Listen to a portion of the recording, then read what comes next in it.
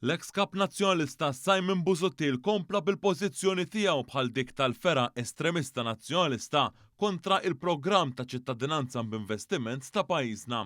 Busuttil għal dan is-sibt filgħodu waqt kollegament fuq il-programm ta' Endru Azzoppardi fuq Radio Knisja. Li għamilta ċara li jiena kontra illi tinbih iċ-ċittadinanza. Din l-iskema kienet utli għal pajjiżna fl-aħħar 10 snin hekk kif pajjiżna daħħal mal 1.4 biljun euro. B'dawn il-fondi pajjiżna iffinanzja fost l-aktar kawżi ġusti fosthom bħal pagi tal-ħaddiema fi żmien il-pandemija globali u l-proġett ta' Puttin Hookers f'Londra.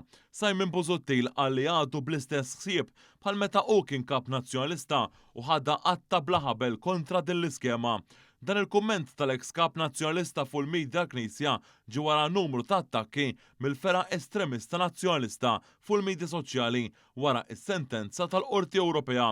L-ex deputat tal-Blue Heroes u l-avukat tal-Aqda Repubblika Jason Azzoppardi fuq il-medja soċjali feraħ li hu flimkien mal-istess Simon Busuttil, l-Europarlamentari David Casa, id-deputat nazzjonalista Carol Aquilina u l-Aqda Repubblika ingħataw raġun. Jason Azzoppardi ikkonferma li hu u l-Partit Nazzjonalista attakkaw il-programm ta' pajjiżna. B'dawn l-attakki waslu biex infetħet kawża kontra Malta fil-Qorti tal-Ġustizzja tal-Unjoni Ewropea li waslet għas-sentenza ta' nhar it-tlieta li għadda.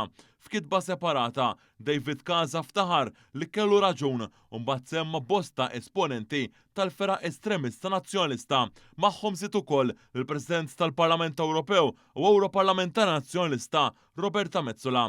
L-istess Metsola wkoll laqgħet is-sentenza l-Qorti Ewropea kontra Malta qalet li ġie deċiż dak li kienet ilha taf. Ma' dawn laqdiet estremisti nazzjonalisti, Repubblika u Occupy Justice ħarġu stqarrijiet jifirħu bid-deċiżjoni tal-Qorti tal-Ġustizzja tal-Unjoni Ewropea.